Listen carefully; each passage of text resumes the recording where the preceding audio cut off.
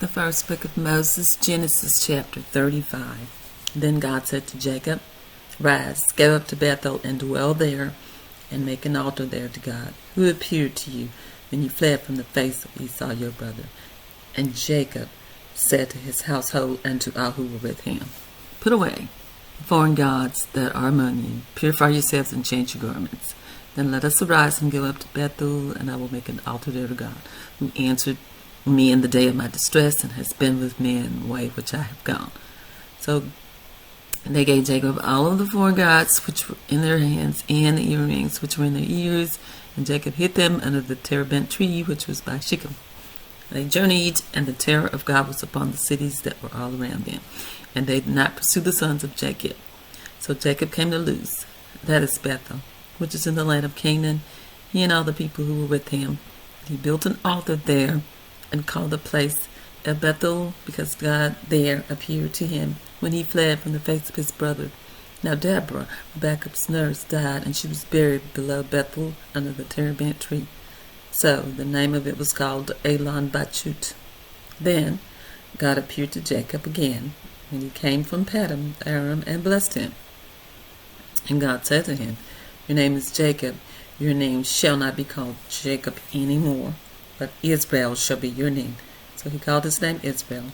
Also God said to him, "I am God Almighty. Be fruitful and multiply. A nation and a company of nations shall proceed from you, and kings shall come from you and your body.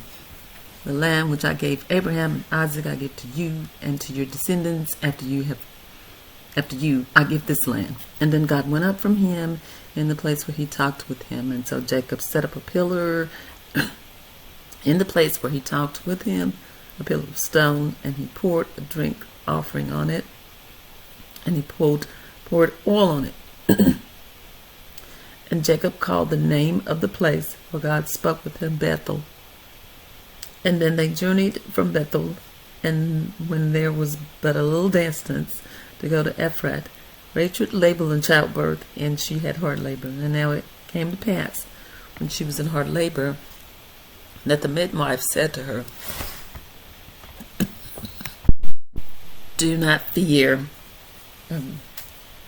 you will have this son also." And so it was, as her soul was departing, for she said, that called his name Benoni, but his father called him Benjamin.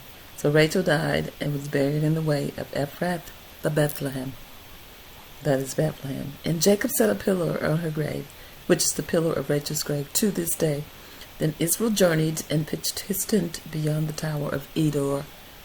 And it happened, when Israel dwelt in that land, that Reuben went and lay with Bilhah, his father's concubine, and Israel heard about it. Now the sons of Jacob were 12. The sons of Leah were Reuben, Jacob's firstborn, and Simeon, Levi, Judah, Issachar, and Zebulun. The sons of Rachel were Joseph and Benjamin. The sons of Bilhah, Rachel's maidservant, were Dan and Naphtali. And the sons of Zilpah, Leah's maidservant, were Gad and Asher. These were the sons of Jacob, who were born to him in Paddan Aram. And then Jacob came to his father Isaac and Mamre, or Kirjath Arbar, that is Hebron, where Abraham and Isaac had dwelt. And now the days of Isaac were 180 years.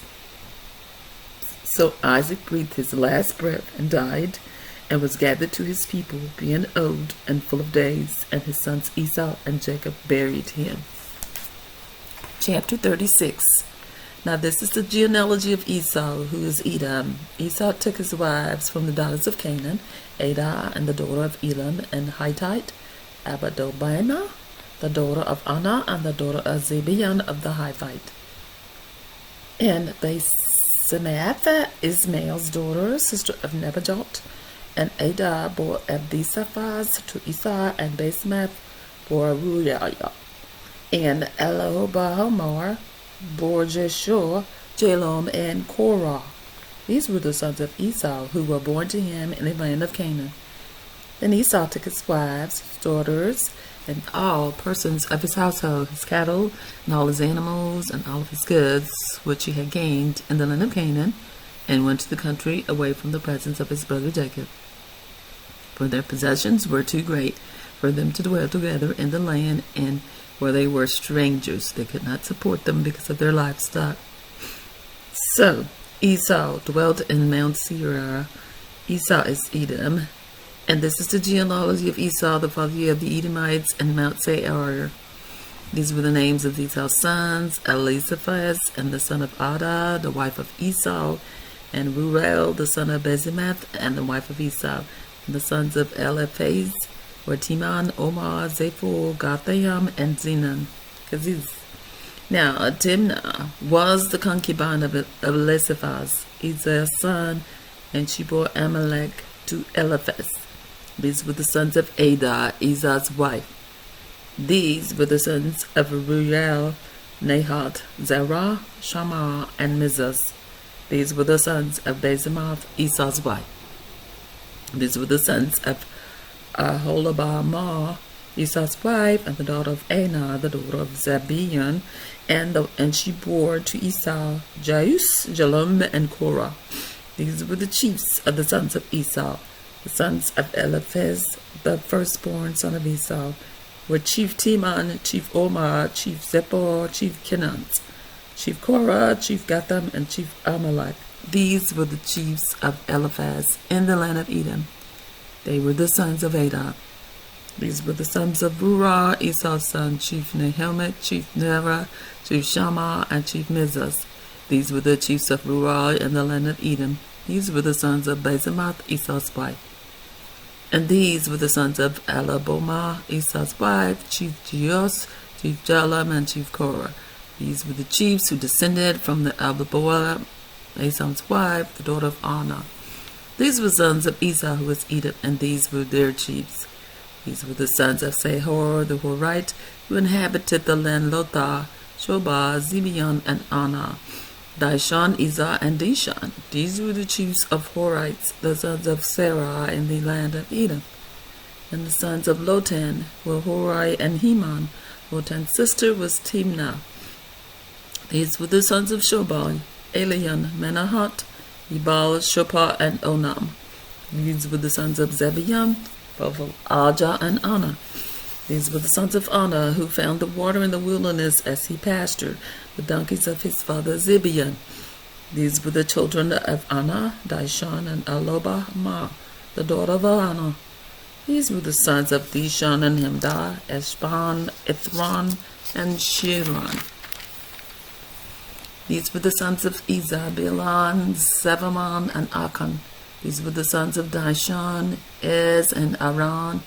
These were the chiefs of the Horites, and Chief Lotam, Chief Shoban, Chief Zorion, Chief Anan, and Chief Dishon, Chief Ezra, and Chief Dashan. These were the chiefs of the Horites, according to their chiefs in the lands of Seir. Now, these were the kings who reigned in the land of Edom, and for any king reigned over the children of Israel.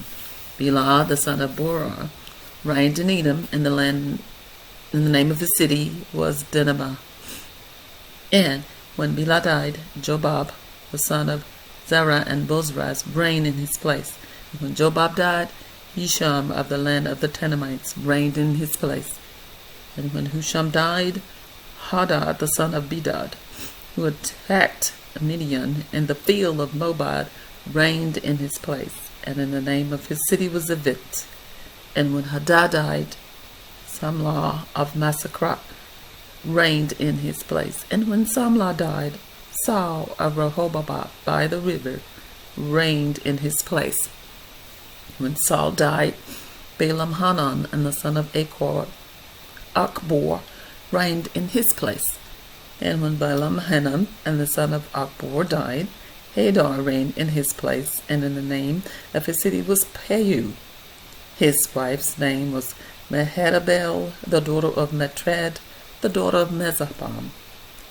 And these were the names of the chiefs of Esau, according to their families, and their places by their names: Chief Timnah, Chief Abba, Chief Jehedet, Chief Alabamah, Chief Elam, Chief Bainan, Chief Kisnan, Chief Teman, Chief Mitzvah, Chief Magadiel, and Chief Iram. And these were the chiefs of Edom, according to their dwelling places and in the land of their possession. Esau was the father of the Edomites. Chapter 37. Now Jacob dwelled in the land where his father was a stranger, and in the land of Canaan. This is the history of Jacob. Joseph, being 17 years old, was feeding in the flock with his brothers, and the lad was with the sons of Bilhah and the sons of Zipporah, his father's wives, and Jacob. And Joseph, they brought a bad report to them to his father. Now Israel loved Joseph more than all his children, because he was the son of his old age, and also he made him a tunic of many colors. But when his brothers saw that their father loved him more than all of his brothers, they hated him and could not speak peacefully to him. Now Joseph had a dream, and he told it to his brothers, and they hated him even more. So he said to them, "Please hear this dream which I have dreamed. There we were binding sheaves in the field, and then, behold, Mashiach arose and also stood upright, and indeed your sheaves stood all around and bowed down to Mashiach." And his brothers said to him, "Shall you indeed reign over us, or shall you indeed have dominion over us?" So they hated him even more for his dreams and for his words. Then he dreamed another dream, and told it to his brothers, and said, "Look, I have dreamed another dream, and this time the sun, the moon, and the 11 stars bowed down to me." So he told it to his father and his brothers, and his father rebuked him, and said to him, "What is this dream that you have dreamed? Shall your mother and I and your brothers indeed come to bow down to the earth before you?" And his brothers envied him, but his father kept the matter in mind. Then his brothers went to feed their father's flock in Shechem, and Israel said to Joseph, "Are not your brothers feeding the flock in Shechem? Come, I will send you to them." So he said to him, "Here I am." And then he said to him, "Please go and see if it is well with your brothers and well with the flocks, and bring back word to me." So he sent him out to the valley of Hebron, and he went to Shechem. Now a certain man found him, and there he was, wandering in the field. And the man asked him, saying, "What are you seeking?" So he said, "I am seeking my brothers. Please tell me where they are feeding their flocks." And the man said, "They have departed from here, for I have heard them say, 'Let us go to Dothan.'" And so Joseph went after his brothers and found them in Dothan. Now when they saw him afar off, even before he came near them, they conspired against him to kill him. And then they said to one another, "Look, this dreamer is coming. Come therefore, let us now kill him and cast him into some pit, and we shall say, 'Some wild beast has devoured him.' And we shall see what we will become to our dreams and of his dreams." But Reuben heard it, and he delivered him out of their hands, and said, "Let us not kill him." And Reuben said to them, "Shed no blood, but cast him into this pit which is in the wilderness, and do not lay a hand on him, that he might deliver him out of their hands, and bring him back to his father."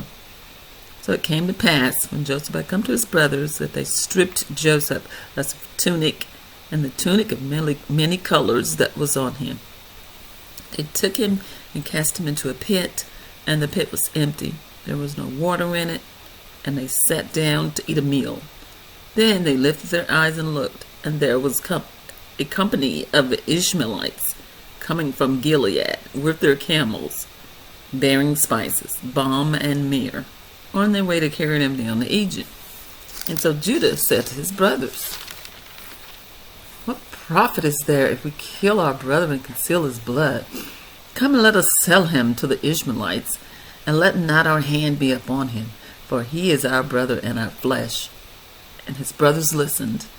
And then the Midianite traders passed by, and so the brothers pulled Joseph up and lifted him out of the pit, and sold him to the Ishmaelites for 20 shekels of silver. And they took Joseph to Egypt. And then Reuben returned to the pit, and indeed Joseph was not in the pit, and he tore his clothes. And he returned to his brothers and said, "The lad is no more, and where shall I go?" So they took Joseph's tunic, killed a kid of goats, and dipped the tunic in the blood. And then they sent the tunic of many colors, and they brought it to their father and said, "We have found this. Do you know whether it is your son's tunic or not?"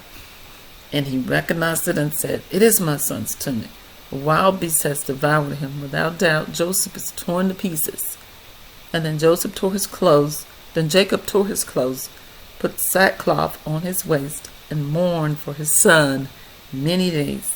And all his sons and all his daughters arose to comfort him. But he refused to be comforted, and he said, "For I shall go down into the grave to my son in mourning." Thus his father wept for him. Now the Midianites had sold him in Egypt to Potiphar, an officer of Pharaoh and a captain of the guard. I have read for you from the first book of from the first book of Moses, Genesis, chapters 35 through 37.